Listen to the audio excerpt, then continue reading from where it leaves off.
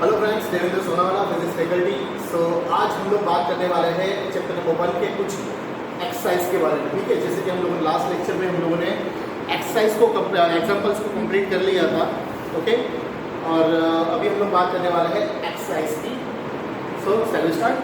चलिए, मेरे पास यहाँ पे एक्सरसाइज का फर्स्ट क्वेश्चन है, what is the force between two small charges here having the charge of 2 × 10⁻⁷ and 3 × 10⁻⁷ placed 30 cm apart in air।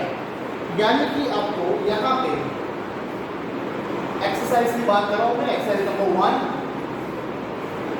ध्यान दीजिए। सो दोनों चार्ज की वैल्यू आपको यहाँ पे दी गई है। Charge Q1 is equal to 2 × 10⁻⁷ coulomb and Q2 is equal to 3 × 10⁻⁷ coulomb. Okay, and the distance between them is 30 centimeter. So D or R, whatever you want to write, अब D भी लिख सकते हैं, R भी लिख सकते हैं। R is equal to 30 centimeter, यानी कि 30 सेंटीमीटर को कन्वर्ट करूंगा 0.3 मीटर हो जाएगा। ओके, नाउ फाइंड करना है force. What is the force between two small sphere. यार आपको यहाँ पे दो स्फीयर दिए गए हैं, दोनों स्फीयर पे होने वाले चार्जेस ये आपको दिए गए हैं और डिस्टेंस उनके बीच का है r। ओके, सो हम लोग अप्लाई करें डायरेक्टली कूलम्स को। सो वेरी इजी, हम लोगों ने बताया था, पढ़ा था वो, F is directly proportional to the product of their two charges and inversely proportional to square of the distance between them, right? So that equation होगा, प्रोपोर्शनल निकालूंगा, इक्वल टू लगेगा और इक्वल टू के सारे कांस्टेंट लगेगा, coulomb constant बोलते हैं उसको, right? Q1 Q2 whole divide by r square. Okay, so that F is equal to, यहाँ पे सभी की वैल्यू लगनी है।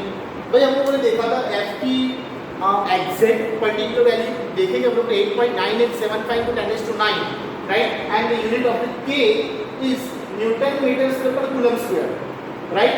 सो दैट यहाँ पे K की वैल्यू हम लोग एप्रोक्सीमेट वैल्यू हमारे पास है 9 × 10⁹, ठीक है?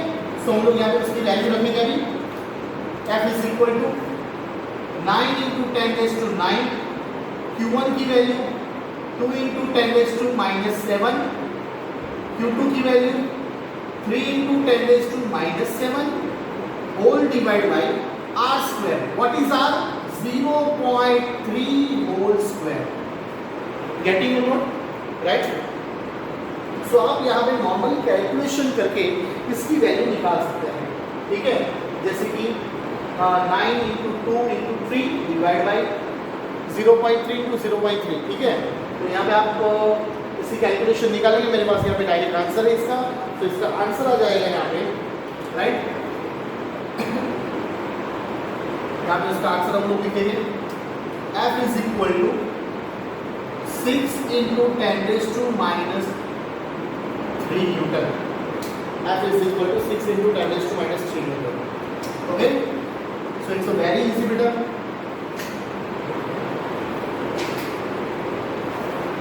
गेटिंग नोट, बहुत ही इजी था ये, ठीक है? एक बार ध्यान से देख लीजिए, कुछ भी नहीं है उसमें, आप आराम से लिख सकते हैं।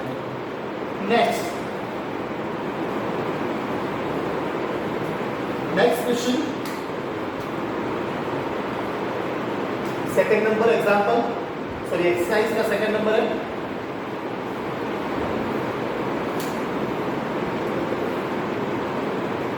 देखिए बेटा, मैं आपको बता दूं एक बात और, कि आपके फिजिक्स के इनिशियल 4 चैप्टर, राइट, जो आगे के 4 चैप्टर है बहुत ही इंपॉर्टेंट है, इलेक्ट्रिकल के हैं सारे। ये आपका पहला अभी चल रहा है electric field and electric charge, second one is for potential, electric potential, third one is the current electricity and the fourth one is the magnetic effect of electric current. Okay, so ये 4 chapter बहुत ही important है बेटा, right? और अगर मैं 4 chapter का मैं बताऊं आपको, तो 4 चैप्टर को आप आराम से देखिए 20 to 25 मार्क्स का इसमें इंक्लूड हो जाएगा पूरा ये 4 चैप्टर। ये 4 चैप्टर इतने इंपॉर्टेंट हैं, एटलीस्ट 25 मार्क्स का आप कवर कर सकते हैं अच्छे से। ये 4 चैप्टर इतने इंपॉर्टेंट हैं, ठीक है? तो आपको ये 4 चैप्टर पे बहुत ही ध्यान लगा के पढ़ना है, और इसीलिए मैं यहाँ पे आपको बहुत आराम से करवा रहा हूँ अभी मैं, ठीक है? जैसे कि बेसिक एक बार आपके माइंड में घुस गया ना, ठीक है, तो बाद में आपके जो सेकंड चैप्टर है, थर्ड चैप्टर है, फोर्थ चैप्टर है, एक चेन है, ठीक है, यानी कि कंटिन्यूस आपको वो आते ही जाएंगे, कुछ प्रॉब्लम होगी नहीं, गारंटी। ओके, चलिए नाउ सेकंड एग्जाम एक्सरसाइज की बात करें हम लोग।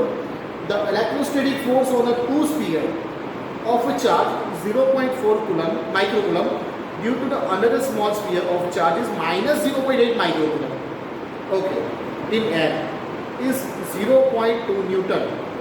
ओके भाई, आपको यहाँ पे दो चार्ज दिए गए हैं Q1 एंड Q2, राइट। मैं यहाँ पे उसके डेटा आपको दिख रहा हूँ। मैं Q1 is equal to and Q2 is equal to, दोनों आपको दिए गए हैं। Q1 है 0.4 माइक्रोकूलम एंड Q2 है माइनस 0.8 माइक्रोकूलम। सो यहाँ पे आप लिख सकते हैं 0.4 into 10 to power minus 6 coulomb. So that ये होगा minus 0.8 into 10 to power minus 6 coulomb. Okay, चलिए ध्यान दीजिएगा यहाँ पे। अभी और दोनों के बीच का डिस्टेंस भी आपको दिया गया है, सॉरी डिस्टेंस नहीं दिया, डिस्टेंस फाइंड करना है, और आपको दिया है force. So F is equal to 0.2 newton और मुझे ढूंढना है R। फर्स्ट क्वेश्चन में ये वाला फर्स्ट क्वेश्चन ये है, पढ़ते हम लोग। What is the distance between the two forces, to spheres. दोनों स्फीयर के बीच का डिस्टेंस क्या होगा वो मुझे यहाँ पे कैलकुलेट करना है, ठीक है।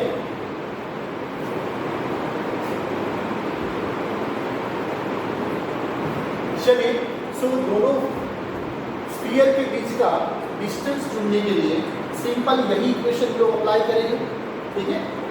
देखते हैं हम लोग, देखिए इक्वेशन होगा F is equal to KQ1 Q2 whole divide by R square. So अगर मैं R स्क्वायर को सब्जेक्ट ले लूँ या स्क्वायर निकाल लूँ अगर मैं, ठीक है, सो इक्वेशन बन जाएगा KQ1 Q2 divide by F और स्क्वायर निकाल तो रूट लग जाएगा यहाँ पे, ठीक है। सो सभी वैल्यू जो है मेरे पास वो सभी वैल्यू यहाँ पे पुट कर दूंगा, ठीक है, मेरा आंसर मिल जाएगा मुझे। Now R is equal to under root of 9 into 10⁻⁹ Q1 की वैल्यू, भाई Q1 की वैल्यू 0.4 इंटू 10⁻⁻6 है, तो मैं क्या इसको यहाँ पे ऐसा लिख सकता हूँ 4 इंटू 10⁻⁷ कूलम। इसको मैं -8 इंटू 10⁻⁷ कूलम लिख सकता हूँ मैं, ओके। ध्यान दीजिएगा यहाँ पे मैं Q1 की तो ये F नहीं है, हम जस्ट मैग्नीट्यूड की बात कर रहा हूँ मैं, तो यार ये माइनस साइन में यहाँ पे आपको इंडिकेट नहीं करनी है। माइनस क्या इंडिकेट करता है, प्लस माइनस इंडिकेट करता है जस्ट डायरेक्शन, वो डायरेक्शन इंडिकेट करती है। तो मुझे यहाँ पे दोनों की वैल्यू प्लस में ही लिखनी है, right. So 4 into 10 to power -7 and 8 into 10 to power -7 whole divide by 0.2।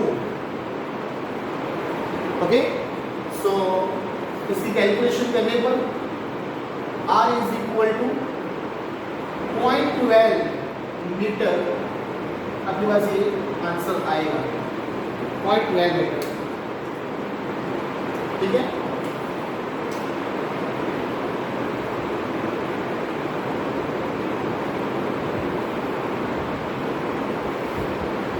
ये फर्स्ट क्वेश्चन था। और सेकंड क्वेश्चन क्या है, हम लोग फिर से पढ़ते हैं उसमें। What is the force on the second sphere due to the first sphere. What is the force on the second sphere due to first sphere. Force तो मुझे मिल गया, राइट। फोर्स कितना होगा भाई, फोर्स तो दिया ही है, फोर्स तो आपको ढूंढने की क्या जरूरत है, फोर्स की वैल्यू तो दी गई है। तो फोर्स आपका होगा 0.2 न्यूटन। और उसका नेचर क्या होगा, उनका नेचर क्या होगा, आप बता सकते हैं नेचर क्या होगा। नेचर यानी कि यार क्या करेगा वो, एक देख सकते हैं यहाँ पे फोर्स किस नेचर का होगा। फोर्स किस नेचर का, यहाँ पे पॉजिटिव है नेगेटिव है, तो क्या होगा, अट्रैक्शन होगा, पता चला। तो नेचर उसका होगा अट्रैक्शन। तो यहाँ पे आप देख सकते हैं सेकंड में,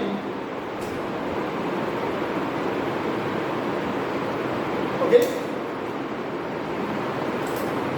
so force is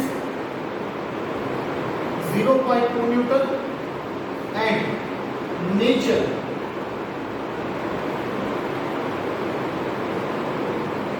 is attractive type.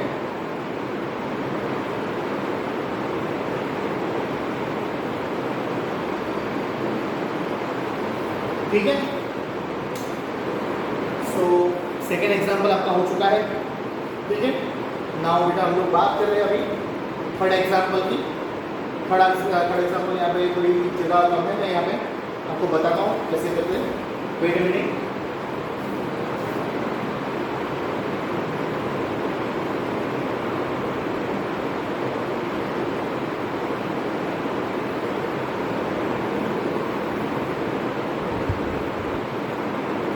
चलिए, check the ratio k e square divided by g me mp is dimensionless, right. ये जो आपको इक्वेशन दिया गया है k e square divided by g mp me mp mass of electron and mass of proton, ठीक है, is dimensionless. ठीक है, look up a table of a physical constant and determine the value of the ratio. What does the ratio signify? Okay, चलिए हम लोग बात करते हैं अभी कि यहाँ पे क्या दिया जा सकता है, यानी कि इसको मुझे यहाँ पे डायमेंशनलेस फिक्स करना है कि डायमेंशनलेस फिजिकल क्वांटिटी है। ओके, कैसे करेंगे, चलिए बात करते हैं अभी। जैसे कि यहाँ पे जो इक्वेशन दिया है ratio, third number k square divide by g me mp। Okay, तो ये आपको ये इक्वेशन डायमेंशनलेस है, ये आपको प्रूव करना है। ठीक है, सो इक्वेशन आया कहाँ से, पहले वो हम लोग डिस्कस कर लेते हैं। पहले ये इक्वेशन आया कहाँ से, देखिए अगर मैं ऐसा बोल दूं कि यहाँ का ध्यान से देखें तो क्या क्या आ रहा है, एक तो k आ रहा है कूलम्ब कांस्टेंट का, दूसरी चीज क्या है g आ रहा है यार, यहाँ पे g यानी क्या, g कहाँ पे आता है, g आता है ग्रेविटेशन में, ये है ग्रेविटेशन कांस्टेंट। उसका मतलब ये हुआ कि यहाँ पे दो फोर्स की डिस्कशन की है हम लोगों ने। कौन कौन से दो फोर्स, तो यहाँ पे दो फोर्स है, एक इलेक्ट्रिक फोर्स और दूसरी है ग्रेविटेशन फोर्स। ठीक है, चलिए, सो अगर मैं इलेक्ट्रिक फोर्स और ग्रेविटेशनल फोर्स दोनों का रेशियो ले लूं, ठीक है, तो होगा क्या, ध्यान से देखिएगा। Electric force K Q1 Q2 यानी E स्क्वायर हो जाएगा whole divide by R square and electric force G me mp divide by R square. Getting or not? Now यहाँ पे आप देख सकते हैं कि ये R स्क्वायर कट हो जाएगा, राइट। तो यह बचा यहाँ पे क्या बचा, ये भैया कि k square divide by g me mp। Okay, so very easy. चलिए, नाउ मुझे यहाँ पे डायमेंशनलेस दिखाना है उसको, तो कैसे,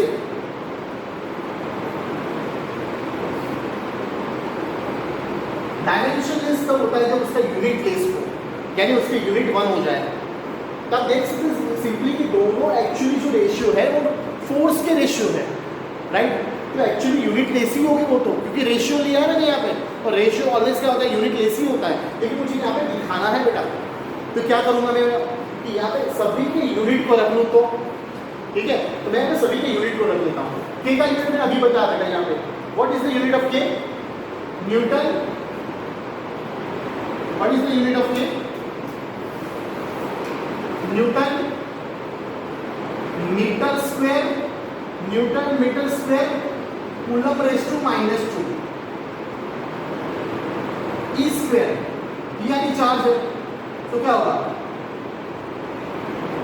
Coulomb square, पता चला नहीं चला, right. What is the unit of G? What is the unit of G? तो वहां पे आपको पता था ग्रेविटेशनल फोर्स का equation F is equal to gm1 m2 divide by r square. तो g को सब्जेक्ट ले लेते तो न्यूटन मीटर स्क्वायर पर kg स्क्वायर होगा, ठीक है। तो यहाँ होगा newton metre square kg raise to -2 और me mp दोनों का साथ में kg स्क्वायर हो जाएगा, ठीक है। तो ध्यान से देखो तो सब कुछ यहाँ पे खत्म हो गया है। देखो न्यूटन ने न्यूटन को मार दिया, मीटर स्क्वायर हो गए जम्मा जम्मा, यहाँ से ये कैंसिल और ये मार दिए भाई, सब कुछ हो गया है, यहाँ पे कुछ भी बाकी नहीं रहा, ठीक है। तो आंसर क्या आया? यूनिट। आंसर आया भाई 1। So that's why we can say that, right, this equation, this ratio of this equation is unitless and dimensionless. Okay, right? चलो तो मैं यहाँ तक रखता हूँ बेटा, ठीक है। नेक्स्ट एग्जांपल हम लोग बाद में करेंगे अभी। Hello friends, Devendra Sonawala physics faculty. आज हम लोग देखने वाले 1.6 एक्सरसाइज के बारे में। ओके, सो स्टार्ट करते हैं 1.6 से। 4 point charges QA is equal to 2 microcoulomb, QB is equal to -5 microcoulomb, QC is equal to +2 microcoulomb and QD is equal to -5 microcoulomb are located at the corners of the square ABCD of the side is 10 centimeter. What is the force on a charge 1 coulomb placed at the center of the square? Right? ध्यान दीजिए, यहाँ पे मैंने यहाँ पे already figure बना ली है। आप देख सकते हैं यहाँ पे कि एक स्क्वायर है जिसकी साइड है 10 सेंटीमीटर, ओके। और उसकी वर्टाइस इसमें आप देख सकते हैं ABCD, यहाँ पे 2 microcoulomb, -5 microcoulomb, +2 microcoulomb and -5 microcoulomb. यानी कि आप देख सकते हैं कि यहाँ पे इस तरफ और इस तरफ की डायगोनल पे आप देख सकते हैं, ठीक है, कि इक्वल चार्ज है यहाँ पे, right. Now what we want to find? We want to find the net force of the charge which is placed at the centre, okay. तो यहाँ पे उसके सेंटर में 1 कूलम जो चार्ज है माइक्रोकूलम, उस पे कितना फोर्स लगेगा, यानी सभी चार्ज मिला के इस Q0 पे, ओ पॉइंट पे Q0 पे, ठीक है, नेट चार्ज जो रखा हुआ है उस पे कितना फोर्स लगेगा वो लोग कैलकुलेट करने वाले हैं, ठीक है।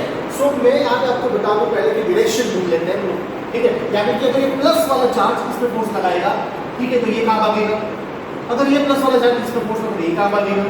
ये माइनस वाला इस पे फोर्स लगाया तो फोर्स कहाँ होगा। तो फोर्स की डायरेक्शन हम लोग पहले मेंशन कर लेते हैं और ये बहुत ही ज़रूरी है, ठीक है।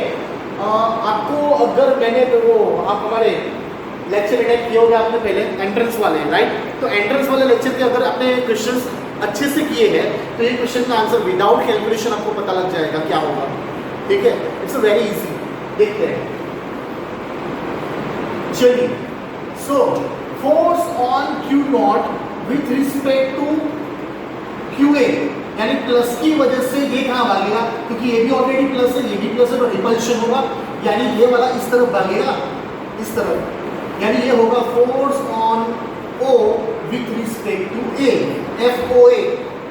पता चला नहीं चला ना भाई। इसकी वजह से ये भी प्लस, तो किस तरफ होगा, ये इस तरफ भागेगा, यानी होगा FOC। Getting or not? Very easy, right. देखिए यहाँ पे ये प्लस वाला, ये माइनस, प्लस माइनस क्या होगा, प्यार होगा, ठीक है, अट्रैक्शन हो जाएगा उसकी तरफ, यानी कि force on Q0 with respect to B, यानी ये इस तरफ भागेगा भाई, ठीक है। ये होगा FOB, ठीक है, अट्रैक्शन हो रहा है, इस तरफ जा रहा है, ठीक है। अब ये भी माइनस है, ये प्लस है, तो उसकी तरफ भी प्यार होगा, राइट। तो ये भागेगा भाई इस तरफ, ठीक है, ये होगा FOD। चलिए, सो आप देख सकते हैं यहाँ पे कि सभी के वर्टाइसिस से सेंटर का डिस्टेंस जो मैंने R यहाँ पे लिखा हुआ है वो R सभी जगह पे सेम है, ठीक है। आप उसकी डायग्राम में देख सकते हैं, अगर डिस्टेंस सेम है, चार्ज सेम है, ठीक है, और फोर्स ऑपोजिट हो गए, तो इन दोनों की वजह से इस पे नेट फोर्स 0 हो गया, ठीक है। सेम वे यहाँ भी चार्ज सेम है, राइट, डिस्टेंस सेम है, तो according to Coulomb's law, right, यहाँ फोर्स ऑपोजिट डायरेक्शन में लगने की वजह से यहाँ भी नेट फोर्स 0 हो गया, यानी चारों चार्ज की वजह से नेट फोर्स वहाँ पे ओ पॉइंट में क्या मिला, 0। तो आंसर फाइनली आएगा 0।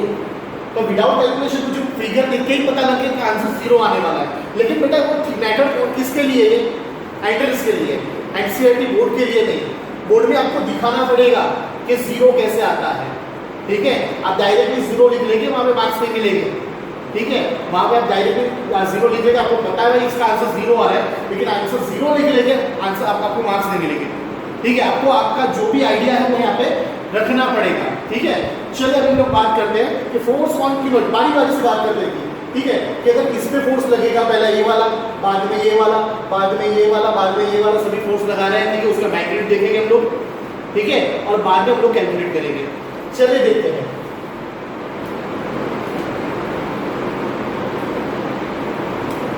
So first of all,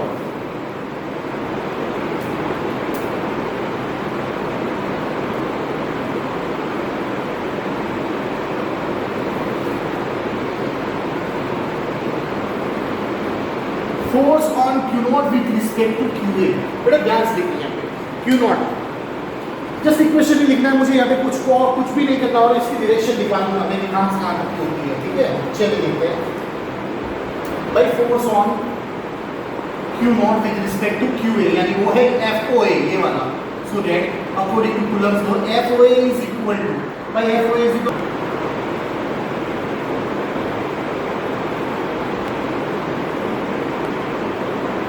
so force on Q naught with respect to QA, equation is FOA is equal to K Q naught QA divided by distance R, R square भी लिख सकते हैं, R OA भी लिख सकते हैं, system देख सकते हैं यहाँ पे कि R is same everywhere, right, R square.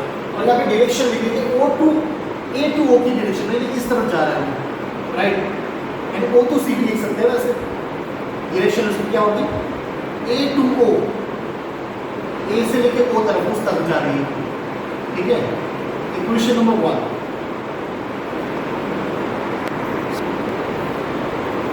सो आप देख सकते हैं इक्वेशन नंबर 1 में लिखा है force on Q naught with respect to QA is FOA is equal to K Q naught QA by R square, और उसकी डायरेक्शन है O to A, यानी इस तरफ जा रही है, ठीक है। सिमिलरली मैं सारे फोर्स की बात करूंगा यहाँ पे, देखते हैं हम लोग force on Q naught with respect to QB, भाई QB से पहले लोग QC ले लें, उसके ऑपोजिट वाला थिंग, ठीक है। सो FOC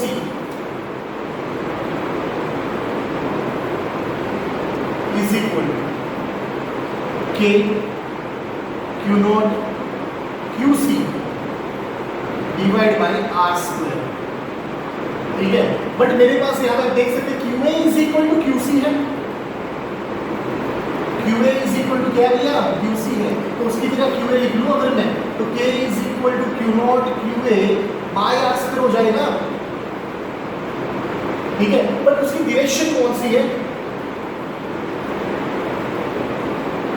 और उसकी डायरेक्शन है C to O, यानी नीचे की तरफ, यानी O to A तो वो भी लिख सकते हैं, O to A भी लिख सकते हैं।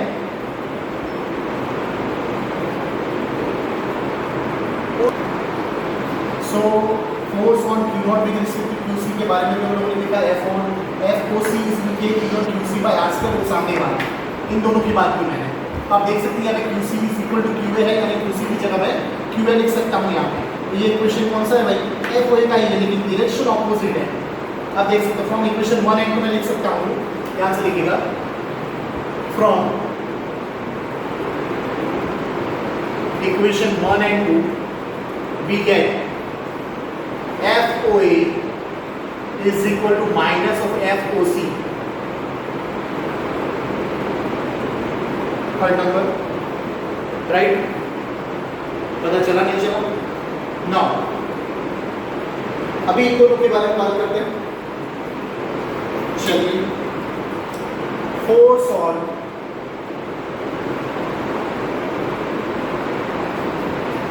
Q not with respect to QB,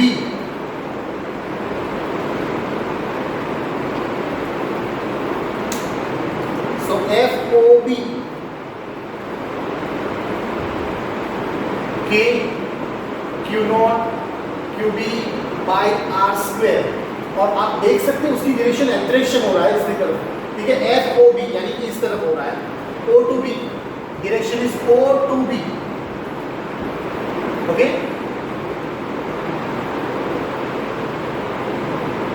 equation number 4, and force on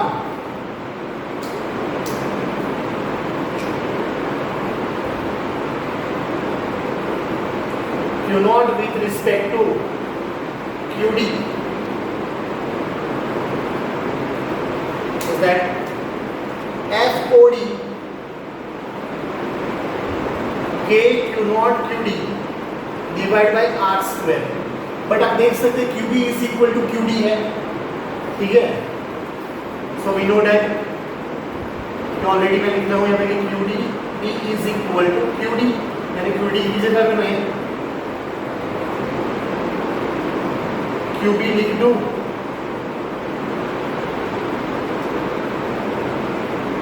और इसकी डायरेक्शन उल्टी होगी, B to O होगी। आप देख सकते हैं B to O यानी उस तरफ जा रहा है, ठीक है। So from equation number 4 and 5,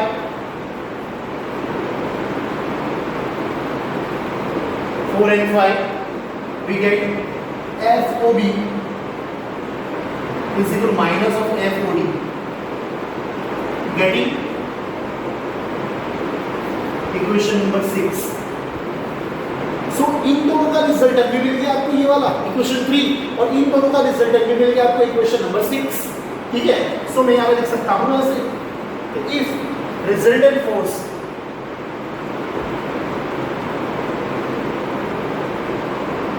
on Q naught, resultant force on Q naught FO is equal to FOA plus FOB plus FOC plus FOD, getting?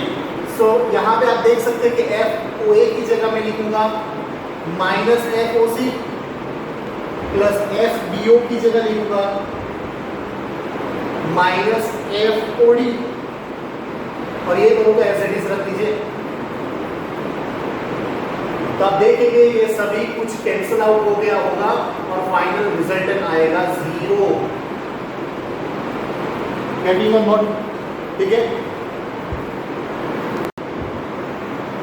So friends, next example 1.8, 2 point charges QA is equal to 3 microcoulomb plus में है और QB is equal to -3 microcoulomb are located 20 centimetre apart in the vacuum, यानी यहाँ से लेके यहाँ तक का total distance 20 centimetre, okay.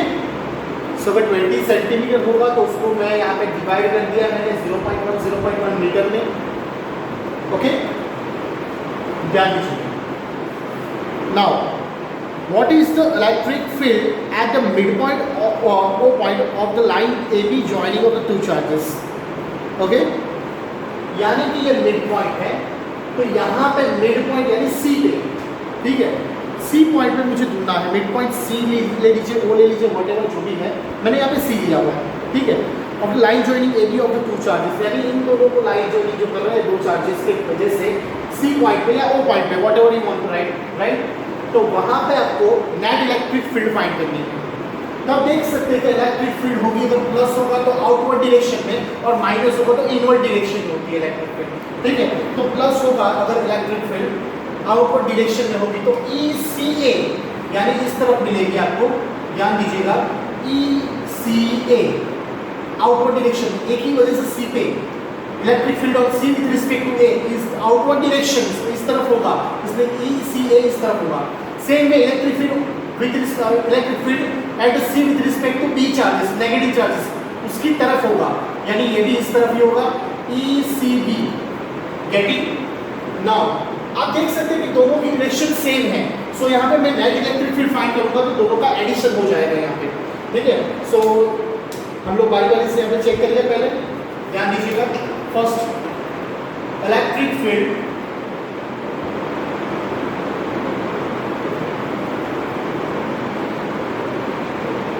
at point C due to QA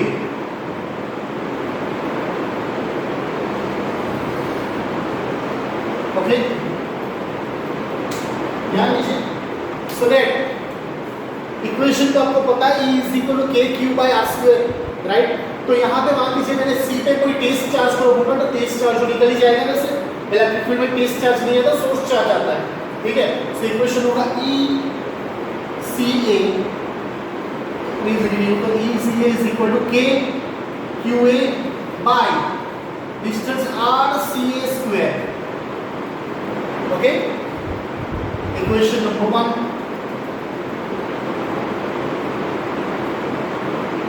equation number 1। अब यहाँ पे डायरेक्शन भी इंडिकेट कर सकते हैं, बेसिस की बाजू में लिख सकते हैं भाई किस तरफ जा रहा है। और मैंने यहाँ पे एक्स एक्सिस को यहाँ पे कंसीडर किया है, तो मैं यहाँ पे आई कैरेट इंडिकेट कर सकता हूँ, ठीक है ना। सिमिलरली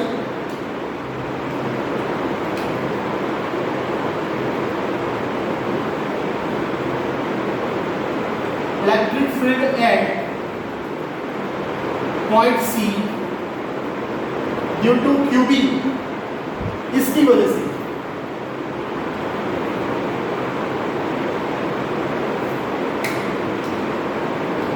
सो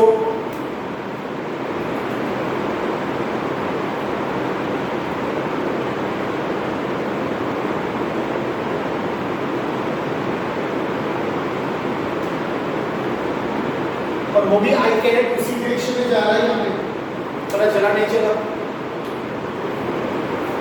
अब एक और चीज देख सकते हैं यहाँ पे, यहाँ पे डिस्टेंस सेम है, आर सी ए ले लीजिए, आर सी बी ले लीजिए और क्यू ए या क्यू बी ले लीजिए, मेरे पास यहाँ पे टोटल जो भी है वो सेम है, ठीक है। तो आप देख सकते हैं यहाँ पे equation number 2,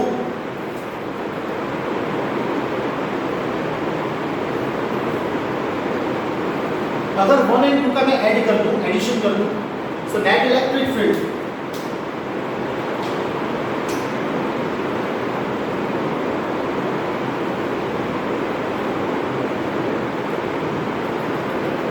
at point C is EC is equal to ECA plus ECB, right. So यहाँ पे लिख सकता हूँ मैं K QA divide by RCA square I caret plus K QB divide by RCB square I caret, but we know that here QA is equal to QB and RCA is equal to RCB, ठीक है। तो यहाँ पे भी QA कर दूं, यहाँ CA कर दूं तो 2 टाइम्स हो जाएगा। सो ये हो जाएगा 2 times of K QA by RCA square I caret, ठीक है। सो यहाँ पे मैं भी वैल्यू रखूंगा 2 into 9 into 10 raised to 9 SI QA. What is QA? 3 microcoulomb 3 into 10 raised to minus 6 divided by RCA 0.1 whole square. So इसका आप कैलकुलेशन करेंगे, आपको EC की वैल्यू मिलेगी कुछ, और EC की वैल्यू होगी 5.4 into 10 raised to 6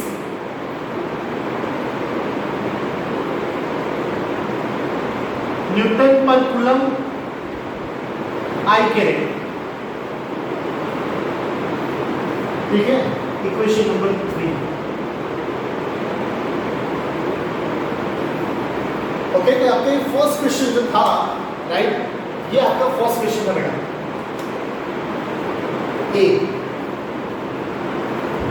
A portion था, ठीक है। नाउ बी, उसी में दूसरा क्वेश्चन आपको दिया गया है, चलिए देखते हैं हम लोग उसके बारे में। If a negative test charge of the magnitude 1.5 into 10 raised to minus 6 is placed at this point, what is the force experienced by the test charge? Okay, चलिए आपको इलेक्ट्रिक फील्ड मिल चुकी है आपको C पॉइंट में। इलेक्ट्रिक फील्ड क्या है? Net electric field is 5.4 into 10 raised to 6 I caret newton per coulomb and the charge which is placed at a point C is 1.5 into 10 raised to minus 9 coulomb. So force applied to that particle, right, charge की बात करेंगे। आपको पता है कि force क्या होगा, force F is equal to Q into E, equation हमारे पास है, राइट। चलिए, so electric force on charge QC, हम लोग क्वेश्चन नंबर बी की बात करेंगे अभी।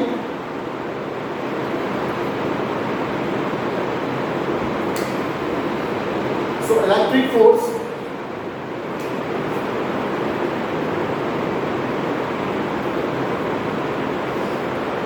on charge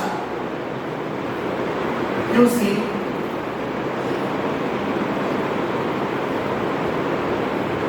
at point C. चलिए तो क्या लिखूंगा मैं, F net force electric force की बात करें हम लोग, K Q is in Q into E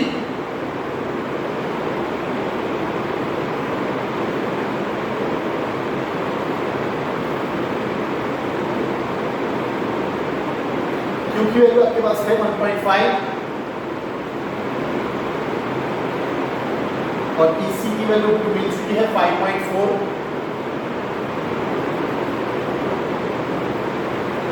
सब इसका कैलकुलेशन करेंगे, फोर्स मिलेगा तो 8.1 into 10⁻³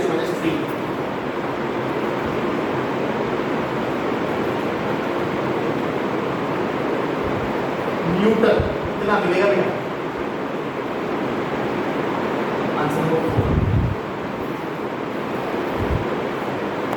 So friends, next example is 1.9, right? The system of two charges QA and QB, यहाँ पे दो चार्ज आपको दिए हैं, QA is equal to +2 into 10⁻⁷ microcoulomb, sorry 7 coulomb, and QB is equal to -2.5 into 10⁻⁷ coulomb. So +2.5 -2.5 दोनों same amount है यहाँ पे आपके पास, सिर्फ चार्जेस की पोलैरिटी चेंज है प्लस माइनस, राइट? मैग्नेटिक यहाँ पे सेम है। Is located at RA is equal to 0.015 centimetre, उसको मैंने मीटर में कन्वर्ट कर लिया, -15 है तो -0.15 मीटर, यानी कि आप देख सकते हैं x y and z, यानी z एक्सिस पे, नेगेटिव z एक्सिस पे यहाँ पे लोकेटेड है और यहाँ पे प्लस आप देख सकते हैं 0.15 metre, right? Now we want to find first one is the total charge of the system. We want to find total charge of the system, and second one we want to find the electric dipole moment of the system, right? तो आप यहाँ पे देख सकते हैं कि total charge of the system जो है, चार्ज टू टोटल दो ही है, तो मैं क्या कर लूंगा, दोनों का एडिशन कर लीजिएगा, QA plus QB, getting to note, so total charge QA plus QB is equal to 2.5 into 10⁻⁷ minus 2.5 into 10⁻⁷, so that charge हो जाएगा 0। Now electric dipole moment calculation हमारे पास था, P is equal to 2A into Q, but 2A is the distance between two charges, right? Dipole है, dipole में दो charge होते हैं बेटा, ठीक है? डाइपोल में कितने चार्ज होते हैं? दो चार्ज होते हैं, right? Having equal magnitude and opposite direction, getting? Direction opposite का मतलब होता है कि उसकी पोलैरिटी डिफरेंट होगी, एक प्लस होगा एक माइनस होगा यहाँ पे, ठीक है? So that P is equal to 2A into Q, तो 2A की जगह लिखेगा RA minus RB, ठीक है? Distance between them RA minus RB, सो RA हम लोग लिखेंगे ये वाला और RB हो ये वाला, ठीक है? तो -0.15 तो यहाँ पे हो जाएगा -0.330 into 2.5 into 10⁻⁷, कैलकुलेट करेगा आपको आंसर मिलेगा 7.5 into 10⁻⁸ coulomb into metre, okay? Along to negative side direction, right? क्योंकि आपको पता है, राइट, नेगेटिव साइड डायरेक्शन कैसे मिलेगी आपको, यहाँ पे नेगेटिव है ऑलरेडी, राइट? तो आप यहाँ से भी पता लगा सकते हैं और आपको पता होगा कि डाइपोल मोमेंट की डायरेक्शन होती है नेगेटिव टू पॉजिटिव, P की डायरेक्शन, राइट? तो P की डायरेक्शन जो भी होगी वो ऑलवेज कैसी होगी, नेगेटिव टू पॉजिटिव, इस डायरेक्शन में होगी P,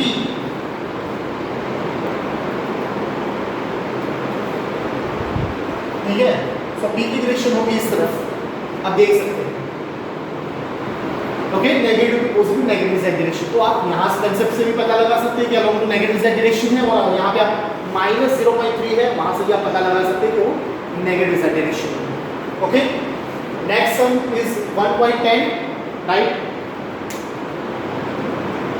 a dipole moment of the dipole is 4 into 10⁻⁹ coulomb into meter, right? And having electric field of the dipole is E is equal to 5 into 10⁴ Newton per coulomb, right? A dipole is placed in a uniform electric field, right? And the angle between dipole moment and electric field theta is 30 degree, right? So what is the torque on that dipole? आपको पता होगा, हम लोगों ने already theory पढ़ी थी, dipole, behaviour of the dipole when the dipole is placed in uniform electric field, right? So torque applied to the dipole, torque tau is equal to P crossing, अगर cross product होगा तो यहाँ पे लिखेंगे sin theta, तो सारी data आपको यहाँ पे दी गई है, P 4 into 10⁻⁹, राइट? E की value 5 into 10⁴, theta is 30 degree, यहाँ पे 30 डिग्री अप्लाई कर लीजिए, सो टॉप मिलेगा आपको 10⁻⁴ newton per metre. Getting it's very easy, right? कुछ भी नहीं है, आपको यहाँ पे बस टॉप की फॉर्मूला अप्लाई करनी है। नेक्स्ट 1.11 में ये बोला गया अब वो इज रब विद प्लास्टिक पॉलीथीन के साथ अगर मैंने रब कर दिया, ठीक है, तो wool loss some number of electron, यानी wool transfer some number of electron to polythene. Wool में से कितने इलेक्ट्रॉन कहाँ चले गए? पॉलीथीन पे चले गए हैं, राइट? तो मुझे ढूंढना है नंबर ऑफ इलेक्ट्रॉन, कितने नंबर ऑफ इलेक्ट्रॉन वहाँ से चले गए, राइट? और चार्ज की बात की है कि चार्ज कितने ट्रांसफर हो चुके हैं, तो चार्ज ट्रांसफर हो गए 3.2 × 10⁻⁷ कूलम जितने चार्ज को ट्रांसफर कर लिया है, ठीक है। चलिए, सो यहाँ पे हम लोग बात कर रहे हैं कि मुझे पता है कि अगर मैं वुल को पॉलीथीन के साथ रब करूंगा तो वुल में से कुछ इलेक्ट्रॉन ट्रांसफर हो जाएंगे पॉलीथीन पे, राइट? सो यहाँ पे मैंने लिखा when an number of electrons get transfer from the wool to polythene it get negatively charge, right? यानी वो नेगेटिव चार्ज वहां से ट्रांसफर हो रहा है, यानी Q is equal to n e, यहाँ पे क्वांटाइजेशन ऑफ चार्ज करके थ्योरी हम लोगों ने पढ़ी थी, और वहां पे इक्वेशन था Q is equal to n e plus और minus n e, right? Where Q is the total charge, n is the number of electrons and E is the small charge, right? E. Now n को subject लेंगे, n is equal to minus q by e, q की value मेरे पास थी minus 3.2 × 10⁻⁷, आपको question में दी गई है बेटा, राइट? e की वैल्यू 1.6 × 10⁻⁹ कूलम, राइट? सो इसका कैलकुलेशन करेंगे, आपको यहाँ पे आंसर आएगा 2 × 10⁻12। तो यानी इतने इलेक्ट्रॉन वुल में से ट्रांसफर होकर कहाँ चले गए? पॉलीथीन पे चले गए, ठीक है। नाउ सेकंड वन उसमें फाइंड करना है आपको कि इलेक्ट्रॉन वहां से यानी कि वुल में से निकल के पॉलीथीन पे ट्रांसफर हो चुके हैं, ठीक है। तो उसका मतलब ये हुआ कि इलेक्ट्रॉन चले गए वुल में से, तो अभी मास कितना बचा? मास कम हो गया ना, राइट? किसका मास कम हो गया? वुल का, ऑब्वियसली। वुल में से इलेक्ट्रॉन ट्रांसफर हो चुके हैं, वुल में से इलेक्ट्रॉन ट्रांसफर हो चुके हैं पॉलीथीन पे, उसका मतलब ये हुआ कि वुल में क्या होगा? इलेक्ट्रॉन का मास कम हो गया है, राइट? कितना कम होगा वो मुझे ढूंढना है। ये n number of electron are transferred from wool to polythene. Here wool lost mass of n electrons and the polythene gained mass of n electrons, right? Wool lost mass of n electrons and the polythene get mass of n electrons. अब ये कितना mass होगा? तो mass transfer is equal to n into e, me. पता चला इक्वेशन कैसे आया, राइट? Mass of one electron is ne. So mass of an electron is how much? पता चला नहीं चला? Mass of the one electron is ne. So an electron is how much? तो n into ne मल्टीप्लाई करेंगे हम लोग, तो n into ne करेंगे, n की वैल्यू मेरे पास है नंबर ऑफ इलेक्ट्रॉन और ne is 9.1 × 10⁻31 kg, मल्टीप्लाई करेंगे, ये आपका आंसर आएगा क्योंकि मास ट्रांसफर हो चुका है 1.82 × 10⁻18 kg, ओके।